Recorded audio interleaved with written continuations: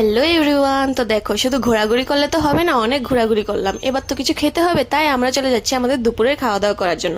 তো মাঝখানে থেমে আমরা এই আইসক্রিমগুলি খেয়েছিলাম, যার দাম মাত্র 10 টাকা। তো তারপর চলে এসেছি চরিলামের এই হোটেলটাতে, যার নাম বাঙালি ভোজন। তো আসার পর প্রথমে আমাদেরকে দেওয়া হয়েছিল সাদা ভাত, সাথে স্যালাড আর পটলের একটা ভর্তা। তারপর দিয়ে দিয়েছিল শীতলের চাটনি। তো এগুলি দিয়ে খেতে বেশ ভালোই লেগেছিল।